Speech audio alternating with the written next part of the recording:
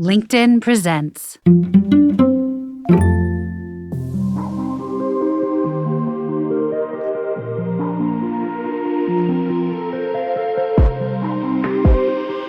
This is the Forbes Books Podcast, conversations with remarkable individuals who are impacting the world of business and beyond. Hola, I'm Joe Pardavila, and my guest this week is Tariq Chauhan, the CEO and co-founder of EFS Facilities Services Group. With his diverse experience in international banking, tech, asset management, and real estate, Tariq has become a renowned entrepreneur with a proven track record of building and establishing successful companies across the globe. Under Tariq's leadership, EFS has become a powerhouse in the facilities management sector, designing, managing, and executing services across Africa, Asia, Europe, Turkey, and the Middle East. He's also the author of Getting to Resilient Mode, where he shares his leadership challenges and successes throughout his career. That drops in August, and you can get more information at tariqchauhan.com. Tariq, welcome to the podcast. Thank you for inviting me. Oh, you're very welcome. So, Tariq, from what I understand, this is sort of what we call in America your third rodeo. You've had two previous companies before joining EFS. And I'm just curious, as your entrepreneurial journey has progressed, what did you learn from those two other stops that prepared you for EFS? I think I'm a student of learning all over my professional career as well as my personal life in terms of being a student from kindergarten to school to the university. I have learned a lot of things, and I have always applied those learnings. What is very interesting in my professional journey is the highs and lows. And I made use of everything, definitely more of lows than highs. And today, if I look back to what I learned in my previous two other assignments, as a professional, I was originally working for banks and then did a leverage buyout to the institution that I used to work for. I bought them. However, that transition did take long from an employee to an employer. And then I learned a lot during that journey. What is very interesting in their journey is my ability to understand how the people dynamic works. And my biggest strength is the people's management.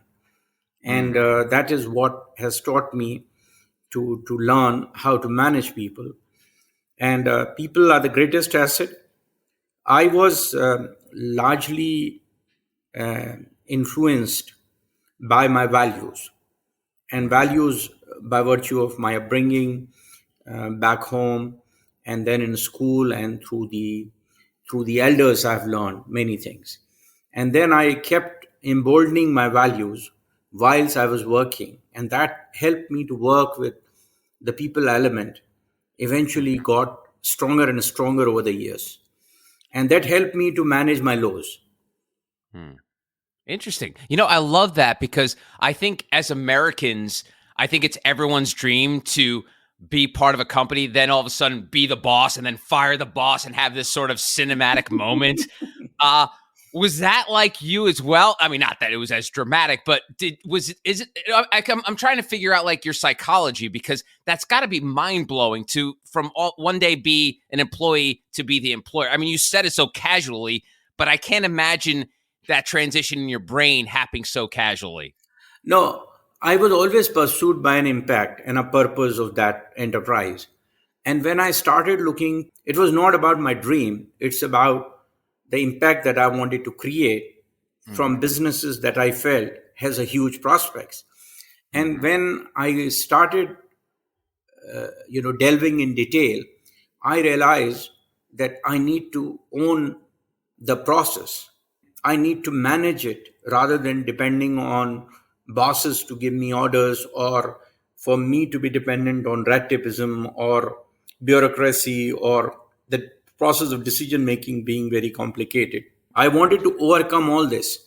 And the best way is to be an entrepreneur where you could control the destiny and influence the process that you want to expedite in order to accomplish the goals that you have for that particular business segment at that moment. fortunately, it helped me to accomplish the first task of being the decision maker and the owner. But eventually, that came also with a lot of responsibilities on organizing resources. In I had to be, if you are a part of as an entrepreneur, you're responsible not just for yourself. You also have a large employee base. You also have clients. You also have suppliers, and each one of them have their own aspirations. So as an entrepreneur, I need to meet the goals of the enterprise as well as aspiration of all the stakeholders. So in that process, I did many mistakes. I learned through those mistakes. And those mistakes helped me to build a process of learning. That's how this process remained for a fairly long period of time till I was able to really master all that what I did wrong. And it took two enterprises to highs and lows with failures that eventually brought me to ultimately build EFS back after 15 years. So it took me 15 years through the journeys of highs and lows through three enterprises. Two of them were almost, I came down, the lows were to the extent that almost I was bankrupt. And then I was able to take on from there. So first one failed, and then I again built on one. And then the second one failed during the 2008 crisis. And the failure was never due to mistakes, more because of external world has changed. I was very ambitious. I did do mistakes in the sense that I did not anticipate the responsibilities that comes along with building a scalable enterprise is the resources. And I was always under-resourced because I always wanted to being on my own. I wanted to be a sole entrepreneur. I wanted to control everything. And then I realized that to be on your own with such a ambitious mission, you need to have resources within your control. And situations like 2008 crisis, when the Lehman was closed and I was in a banking and financial service industry, I was greatly impacted by that fallout. And then since I was anyway on my own with no partners, I was left with limited means then to pack off and then start a new life. And that's exactly what I did when I started building EFS. EFS happened to me as a kind of a coincidence. I was sitting with a friend, and there was another entrepreneur who was also part of this current enterprise at that moment. And he made a proposition to me after talking for about 15-20 minutes that you seems to be a businessman with a head on shoulder approach. Why don't you look to be a part of something that I want to create? And then we started talking, and then it took us about 3 months finally when he could coax me to come on board. And then I started with a $20 million in enterprise at that time. And touch wood, we are crossing about $800 million in enterprise value now. Wow, that is amazing. And you have said in the past that you envision EFS as the company of the future. What do you mean by that? Because I think people are always forward thinking, but I'm just wondering, what does the future mean, and why is EFS play such a big role in it? My objective of the company of a future means you're able to meet the demands and the needs of the market or your clients in a format that is continuously evolving. So I'm ever futuristic. That doesn't mean that I'm doing business which is of a space, or I'm doing AI, or I'm into robotics. I'm in people's business, but I'm an ever evolving business. So I'm always futuristic. So the mode of my company was futuristic in the sense that whilst we were strategic, we were always adhering to the fundamentals of transformation that is critically needed with the change in market dynamics. So people could see us. If somebody would talk to me about AI, I had elements of AI in my business. When people talk about robotic, I had elements of robotic in terms of machine equipments and others. People talked about sustainability. We were building sustainability in our core business at very, very early stages. When we were confronted with COVID, we were able to meet up to that needs because we were tactical, we were agile. The time when COVID struck the world, at that time we have implemented a concept called ELATE, efficient, lean, agile, and tactical. So when we were forced with the closures and with so many things, we as EFS have already adopted teams back in 2019 November. We went with Azure Cloud. We were able to implement online meetings right before the world was going and talking about Zooms and others.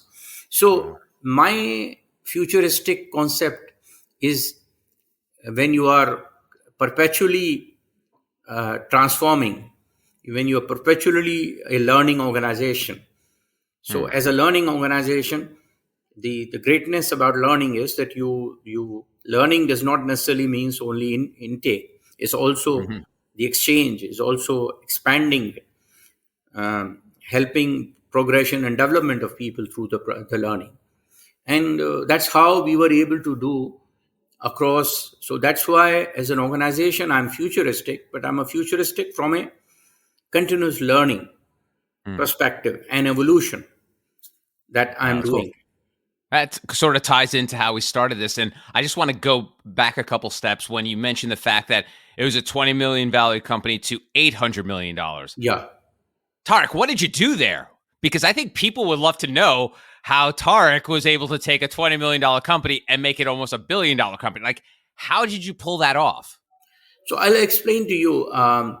The first thing, when there were certain things right from the beginning, back from my learning at Harvard Business School, and then later on with my learnings through multiple institutions and some extraordinarily great people I met in my life.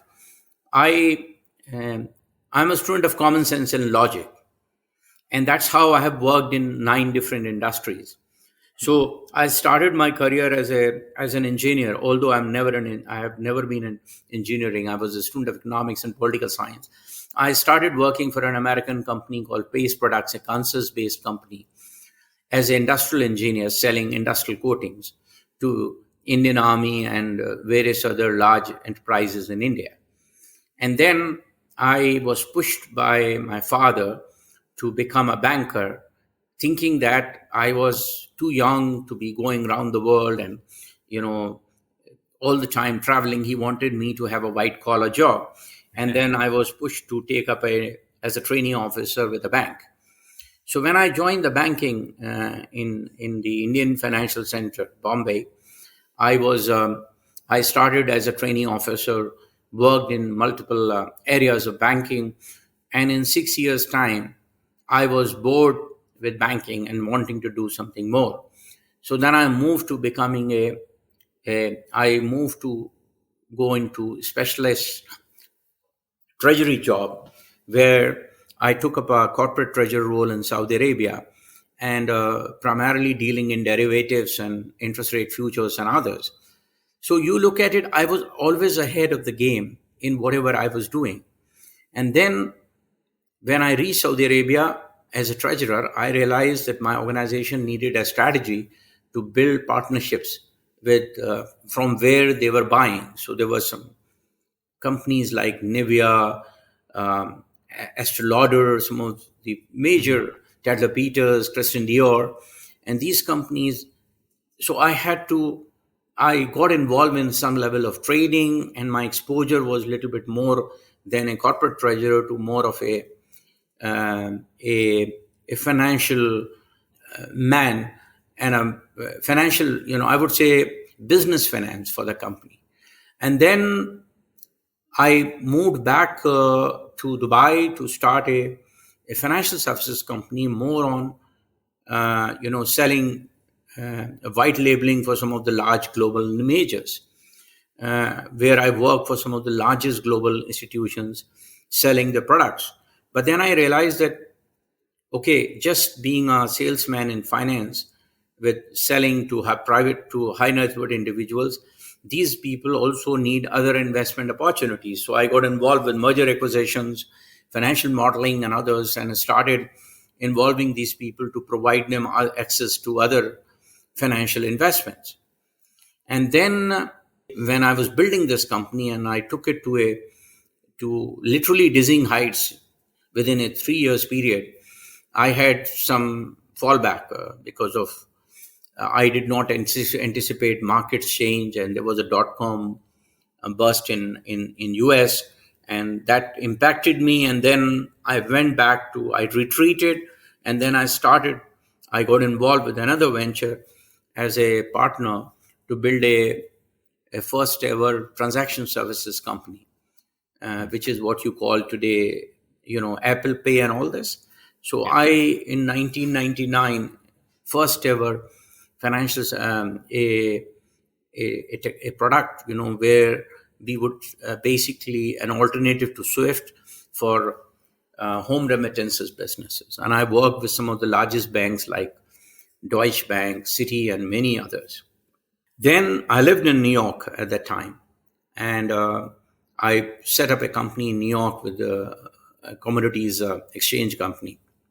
Then I got involved with transaction services. And then back post 2009-11, I got involved building a first ever payment platform in partnership with one of the largest global banks. So if you look at my transition have been in multiple industries. I have never been only in finance. Within finance, I have worked in 5 different industries, and then in 2003 to set up a technology services company to build a payment platform. And whilst I was building that, I was able to build 3 other businesses within the technology business. And then in 2007, I went to acquire a banking license in Malta. And so you look at, I'm a serial entrepreneur, always driving things from the need based. I was never in the tail end of any business. I was always on the futuristic side, what is needed and what people are not coming with. However, I was never in a big ticket business. I was always a middle and small enterprise concept approach to me. And I felt that you can build one of the largest enterprise by catering to the middle and a small enterprise.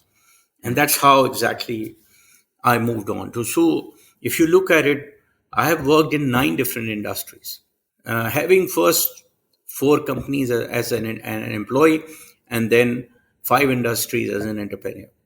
And that's why my highs and lows were a part of my learning process through my pursuit of excellence, my pursuit of impact.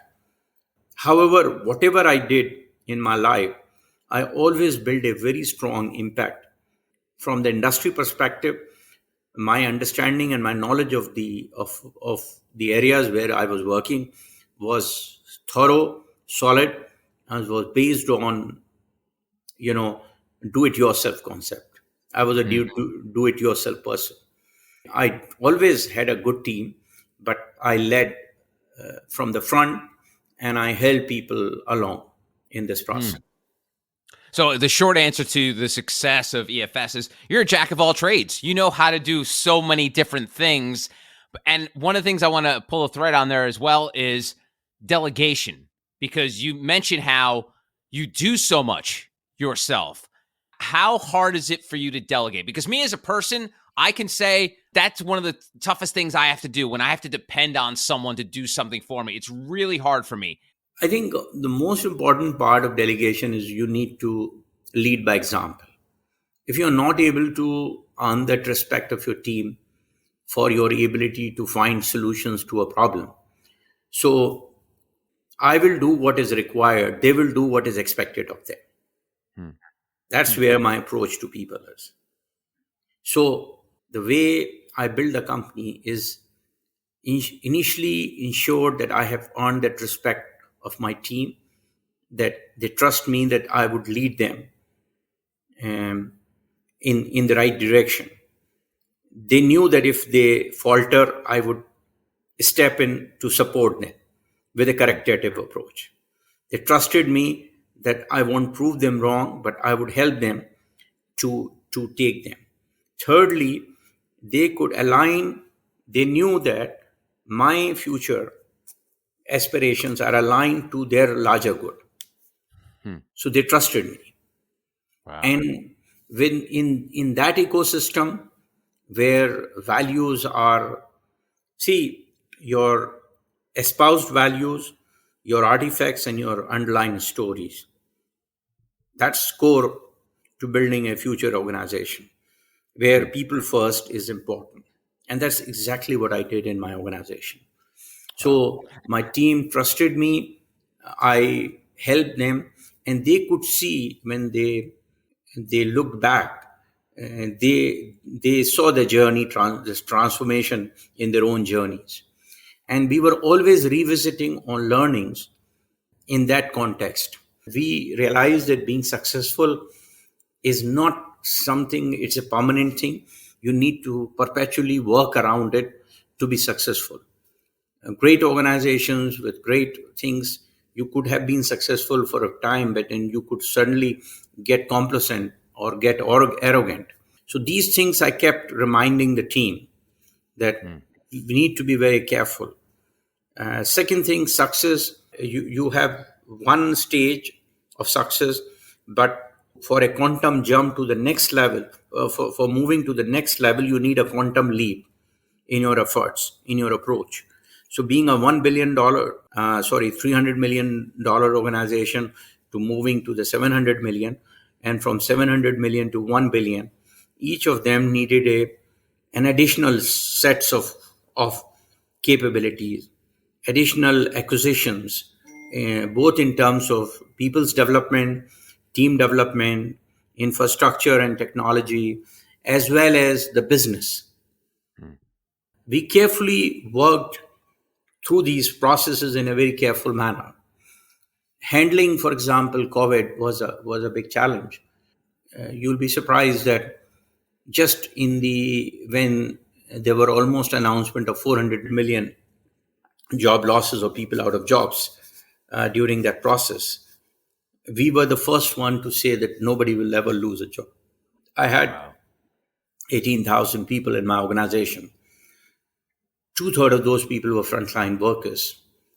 And I went on a global town hall and assuring everyone that nobody will lose a job. And to the extent that we even made a commitment that in the next 6 months, there will not be any salary cuts or anything. It really made wonders to our organization. Employees have, a lot of people say people have short memories. No, that's not true. People have strong memories, and they do remember. And since we always believe that EFS is a people-first organization, statements like these or companies' strategy in terms of zero job losses did do wonders. Awesome. And lastly, you're based in the UAE. You're originally from India, and you're one of several entrepreneurs I've spoke to in the UAE over the last couple of years. What is it about being there in either Dubai or Abu Dhabi? Like, what is it about the UAE that has been such fertile soil for entrepreneurs? So I think, as you must have seen, in every country or in certain countries that have attracted immigrants from, in Americas, a lot of people talk about Miami and few other places. For South Asia, definitely Dubai was one of the major center of people moving here to look for better prospects. However, what is very ecstatic about, what is something very innovative about Dubai, is that it's a continuously evolving city. They were able to realize that there is a need for a business capital of the world. And I would say Dubai is truly a great business capital of the world in every sense. And They have learned through the mistakes and they are continuously evolving. So Dubai offers, one is as a destination from a geographical perspective, it is connected to all the time zones. It has got an extraordinarily great infrastructure. Ease of doing business is very, very simple. I think is one of the most friendliest country in the world when it comes to doing ease of doing business with the government now. Things are so simple. You could do things in a digital format. They have changed codes. They have changed many things. I'm sure there's a lot of work in progress on many other areas. And more so, the financial infrastructure is there. Secondly, it offers also, it's a melting pot for entrepreneurs from around the world coming here.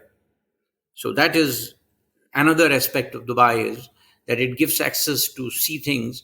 Initially, it used to be a springboard of the region. It is now becoming a springboard of the whole of Asia, technically, and Europe as well. Today, with the finest infrastructure, with accessibility to flights within hours to most destinations, the supply chain is very well established. It offers one of the finest lifestyle in the world with absolute security. So I think if somebody with a family and kids wanting to build a life for future, Dubai has got everything in it. That's awesome. It's funny, Tariq, I've spoken to expats from Germany, UK, and Australia that now live in Dubai, and I've never been there. So for me, I envision like the Epcot Center in Florida, where there's like little countries scattered all around, because everyone tells me if you're from the UK, you're going to run into thousands of people from the UK. If you're from Australia, if you're from India, do you get that too? Do you run into so people from India all the time? It has got 135 nationalities. It has got 1,000 4- and 5-star restaurants with almost every kind of food that you get in Dubai. It is by far the global gourmet capital of the world.